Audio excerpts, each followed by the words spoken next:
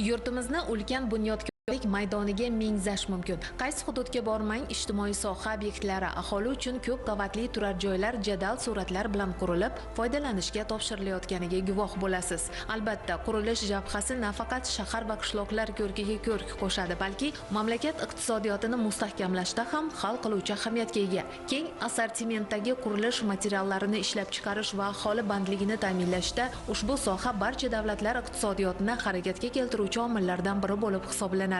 Bunda belgilangan me'yorlarga qat'iy rioya qilinishini nazoratga olishga mamlakatimizda alohida e'tibor qaratilayotganini qo'shimcha qilish joiz.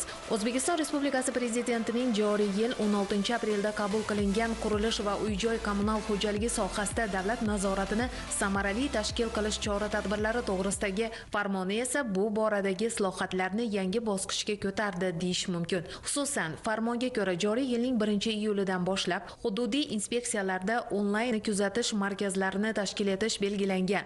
Qurilish va uy-joy kommunal xo'jaligi sohasida nazorat qilish inspeksiyaning Andijon viloyati hududiy nazorat qilish inspeksiyasida ham bu borada zalvorli ishlar amalga oshirildi. Ayni paytda davlat mablag'lari hisobidan qurilayotgan 40 dan ortiq obyektga aynan shunday kameralar o'rnatilib, ular hududiy inspeksiyada tashkil etilgan onlayn kuzatish markaziga integratsiya qilingan. Keyingi bosqichda aynan shunday nazorat tizimi bilan barcha qurilish obyektlarini qamrab olish rejalashtirilgan. Markazda esa operatorlar tomonidan bunyodkorlik ishlari sinchkovlik bilan nazorat qilib boriladi.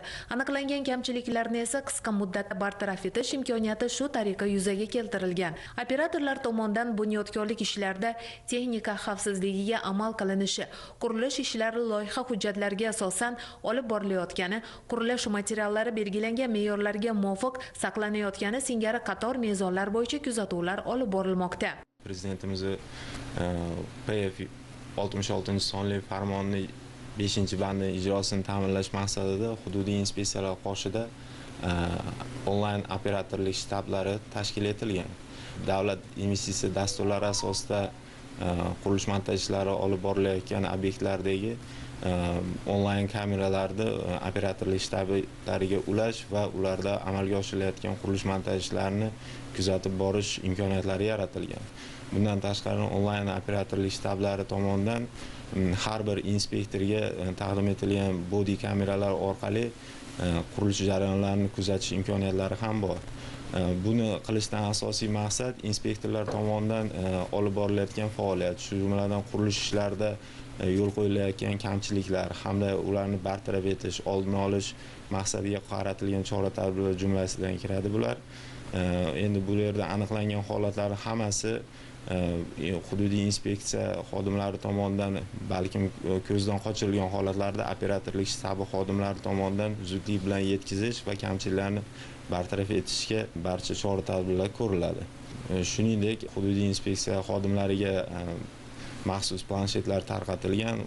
Bu yerda operatorlik shtabi tomonidan aniqlangan kamchiliklarga yo'l qo'ygan mas'ul xodimlarga nisbatan joyini o'zida, qurilish obyektini o'zida ma'muriy javobgarlik choralarini ko'rish amaliyotlari ham bajarilib kelinmoqda.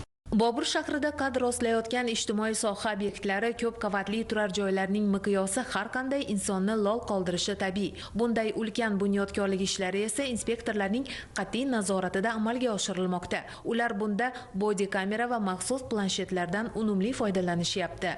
Muhtaram Prezidentimizning tegishli farmonlari bilan 2025-yil 1-iyundan barcha hududiy inspektorlari maxsus planshetlar, undan tashqari body kameralar bilan ta'minlanganmiz. Bu body kameralar obyektlarga monitoring o'tkazish jarayonida kirganimizda pudratchilar bilan va qurilish ijrochilari bilan muloqotlarning shaffofligini ta'minlaydi. Undan tashqari bunda yozilib borilayotgan video kuzatuvlar serverda saqlanadi. Buni qurilish jarayonini body kamera orqali masofadan turgan holatda kuzatuv operatorlari to'g'ridan-to'g'ri kuzatib boriladi. Bu qulayliklar bizning ish samaradorligimizni oshirib, shaffoflikni ta'minlashda zamin yaratadi. Andijon shahridagi O'zbekistonning 20 yilligi mahallasi Sariqkuy ko'chasida ikkita 12 qavatli bino qad rostlamoqda. Binoning balandligi deyarli 40 metrga yetgani bois qurilishni nazorat qilish ishlari yanada kuchaytirilgan. Ichki nazorat, davlat nazorati qat'iylashtirilganligini esa bunyodkorlar ham ijobiy baholashmoqda. Zero umumiy maqsad istiqomatchilar uchun har tomonlama mustahkam, xavfsiz va qulay turar joyini foydalanishga topshirishdan iborat. Biz Andijon shahridagi loyihamiz pudratchi tashkilot tomonidan qurilish tashkil etilgan. Ichki nazoratlarimiz ham doim tashkil etilgan. Qurilishda nazorat inspeksiyasi tomonidan ham doimiy nazoratga olingan. Bundan maqsadimiz binoyimizni sifatli va xavfsiz qilib qurish va fuqarolarimizga sifatli uylarni topshirish. Zamonaviy texnologiyalar shiddat bilan rivojlanib borayotgan bugungi kunda bunday muhtasham xonadonlarni sotib oluvchi xaridorlar uchun ham qator qulayliklar joriy etilmoqda.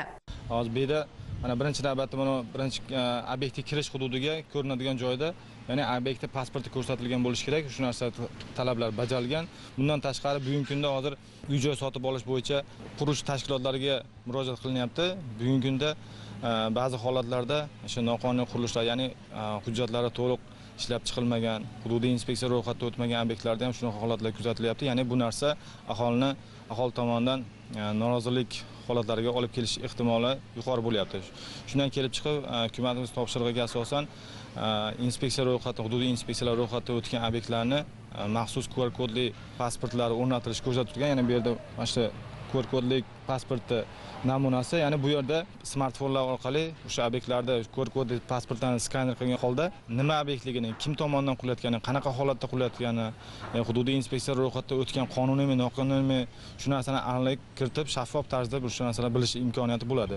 Bu yerda o'sha skaner qilinganda obyekt to'g'risida hamma to'liq ma'lumotlar ko'rsatib beriladi. Bu QR kodli pasport, ya'ni tizim obyektni ro'yxatdan o'tgandan keyin avtomat ravishda QR kod shakllanadi. Yurtdoshlarimizdan bir narsani iltimos qilib qolardik. Uy sotib olmoqchi bo'lgan odamlar uchun o'sha obyektni pasportini so'ragan holatda obyekt to'g'risida to'liq ma'lumotga ega bo'lish mumkin. Ya'ni bu yerda avval aytib o'tganimdek, hamma hujjatlar, ega buyurtmachi kim, pudratchi kim, loyiha tashkiloti kim, qanaqa bino qurilyapti, necha qavat, qanaqa xonadonlari bor, uy sotib olayotganda QR kodli pasportni smartfon orqali skaner qilib, obyekt to'g'risida to'liq ma'lumot olib, uni obyekt turar joy binosi qonuniy yoki noqonuniy haqida to'liq ma'lumotga ega bo'lishlari mumkin.